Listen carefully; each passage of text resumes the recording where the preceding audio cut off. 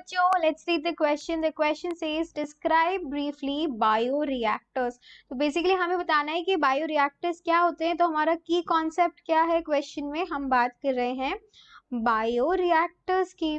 तो क्या है ये बायोरिएक्टर्स, लेट अस अंडरस्टैंड. तो बेसिकली ये क्या करते हैं, ये एक मैकेनिज्म की बात करता है. मैकेनिज्म कैसा, ये एनारोबिक भी हो सकता है, एरोबिक भी हो सकता है. जहाँ पे बायोलॉजिकली एक्टिव, जहाँ पे बायोलॉजिकली एक्टिव इकोसिस्टम है ना, उसको हम कैसे सपोर्ट कर रहे हैं. इकोसिस्टम को हम सपोर्ट करते हैं एक डिवाइस के थ्रू. ठीक है. एंड ये केमिकल प्रोसेस है. Basically it is a chemical process जहाँ पे हम क्या देखते हैं, जहाँ पे सिस्टम इज प्रोड्यूस्ड, जहाँ पे सिस्टम को प्रोड्यूस करा जाता है एक रेगुलेटेड मैनर में फॉर डेवलपिंग ऑर्गेनिजम्स. कैसे ऑर्गेनिजम्स को डेवलप करने के लिए, यीस्ट है, बैक्टीरिया है, या फिर एनिमल सेल्स है, इन सबको डेवलप करने के लिए ये किया जाता है. अब ये जो बायोरिएक्टर्स है ना, इनको यूज करा जाता है वैक्सीन्स बनाने के लिए भी. तो वैक्सीन्स के क्रिएशन में, या फिर हम बात करते हैं अगर एंटीबॉडीज के क्रिएशन में, फैक्ट्रीज में इसको हम लोग यूज करते हैं. ऑर्गेनिजम्स जो लोकेटेड होते हैं ना वेसल्स में, in vessels in this chemical phase, यहाँ पे जो ऑर्गेनिजम्स है उनको वेसल्स में रखा जाता है.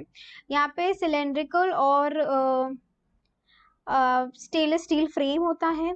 यस, एंड ये जो है सेम काइंड एटमॉस्फेयर क्रिएट करते हैं बायोरिएक्टर्स. एंड गारंटी करता है कि जो टेम्परेचर है, जो ऑक्सीजन है, जो पीएच लेवल है, एटसेट्रा, वो क्या रहेगा, सेम रहेगा. अब 3 स्टेप्स होते हैं, जल्दी से देख लेते हैं जो स्टेप्स है सबसे इंपॉर्टेंट. सबसे पहला जो स्टेप रहता है वो क्या होता है, अपस्ट्रीम प्रोसेसिंग होती है सबसे पहले.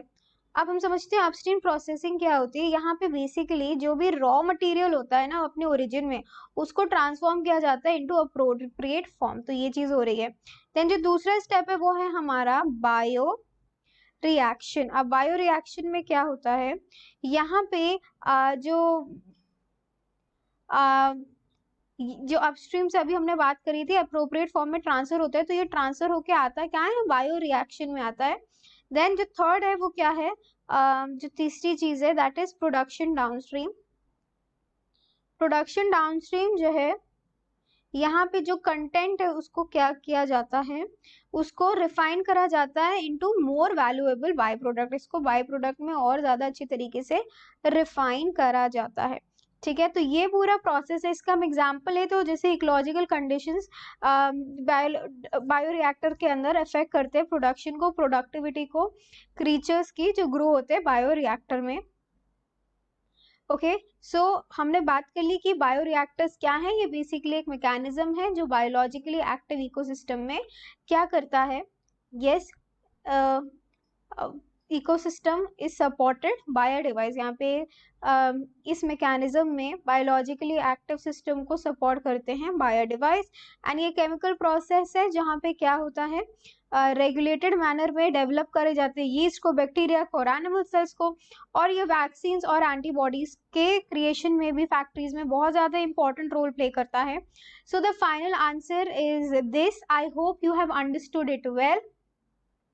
Best of luck.